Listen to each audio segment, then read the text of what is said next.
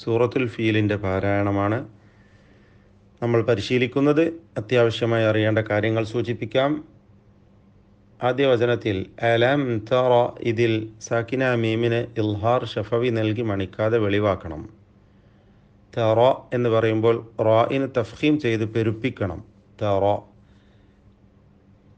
അതേ നിയമം തന്നെ റബ്ബുക, ഈ റായിനെയും പെരുപ്പിച്ച് ഉച്ചരിക്കേണ്ടതാണ്. തഫ്ഖീം ചെയ്യണം. ബി അസ്ഹാബ്, ഇതിലെ സ്വാദിനും തഫ്ഖീം നൽകണം. റാ സ്വാദ്, ഇങ്ങനെ 3 അക്ഷരങ്ങളാണ് ഈ വചനത്തിൽ തഫ്ഖീം ചെയ്ത് ഉച്ചരിക്കേണ്ടത്. മറ്റക്ഷരങ്ങൾക്കൊന്നും തഫ്ഖീം വരാതെ സൂക്ഷിക്കണം. അലം യജ്അൽ, ഇതിലും സാക്കിന മീമിനെ ഇൽഹാർ ഷഫവി നൽകി മണിക്കാതെ വെളിവാക്കണം. ഇതേ നിയമം തന്നെയാണ് കൈദഹും എന്ന പദത്തിലെ സാക്കിന മീമിനും. പക്ഷേ അത് ഫായിന് മുമ്പിൽ വന്നതുകൊണ്ട് സൂക്ഷ്മതയോടെ ഇൽഹാർ ചെയ്യണം. അവ്യക്തമാവാൻ സാധ്യതയുള്ളതാണ്. കൈദഹും ഫീ തദ്ലീൽ.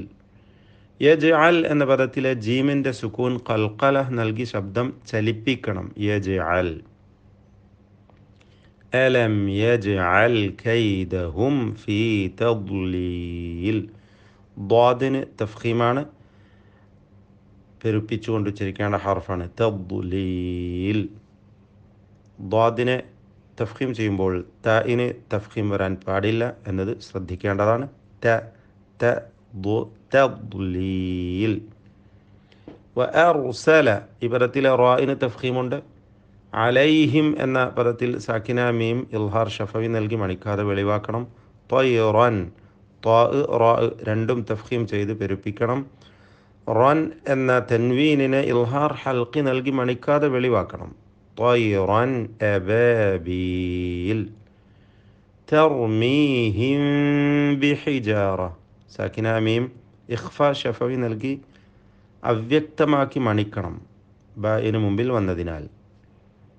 അപ്പോൾ പൂർണ്ണമായും ചുണ്ട് പൂട്ടി വെച്ച് വ്യക്തമാവാതെ അല്പം ചുണ്ട് പരത്തി വെച്ച് അവ്യക്തമാക്കിക്കൊണ്ട് സാക്കിന മീമിനെ ഉച്ചരിക്കണം. ബായിൽ ഷദ് വരാതെ സൂക്ഷിക്കണം. തർമീഹിം ബിഹിജാറത്തിൻ മിൻ സിജ്ജീൽ. ബിഹിജാറത്തിൻ എന്ന തൻവീനിന് ശേഷമുള്ള മീമിൽ പൂർണ്ണമായും ലയിപ്പിച്ച് മണിക്കണം. ഇദ്ഗാം ബിഗുന്നഹ് കാമിൽ.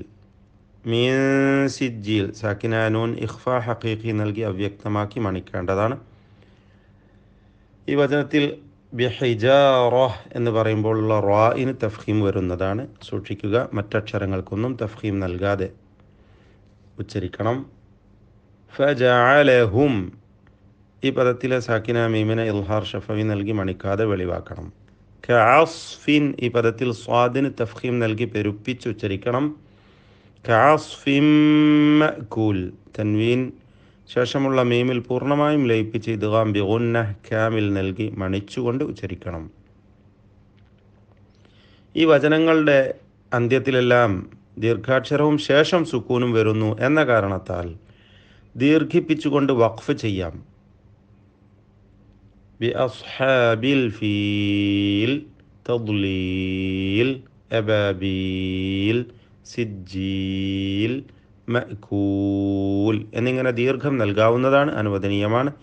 ഈ ദീർഘത്തിന് അൽ മദ്ദുൽ ആരിദ് ലിസ്സുക്കൂൻ എന്ന് പറയുന്നു. വഖഫിന് വേണ്ടി പുതിയ സുക്കൂൻ വന്ന കാരണത്താൽ ഉണ്ടായ ദീർഘം ജായിസാണ്. ഇതിൻ്റെ വിധി, ഇതിന് 2 ഹറക്കത്ത് നൽകി ഒതുക്കാം.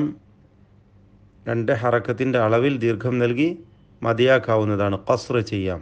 അല്ലെങ്കിൽ 4 ഹറക്കത്തിൻ്റെ അളവിൽ തവസ്സുത്ത് മിതത്വം സ്വീകരിക്കാം. അതുമല്ലെങ്കിൽ 6 ഹറക്കത്തിൻ്റെ അളവിൽ ഇഷ്ബാ ചെയ്ത് പൂർത്തിയാക്കി ദീർഘിപ്പിക്കുകയും ആവാം. പാരായണം ചെയ്യൂ. ബിസ്മില്ലാഹിർ റഹ്മാനിർ റഹീം.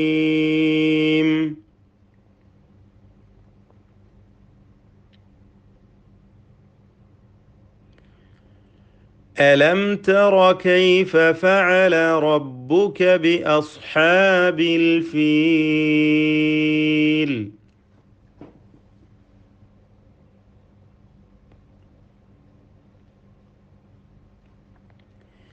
ألم يجعل كيدهم في تضليل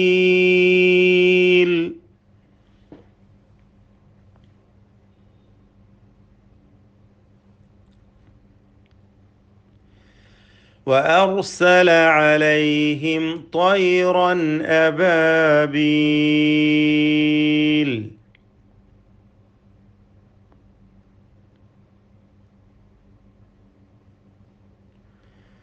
ترميهم بحجارة من سجيل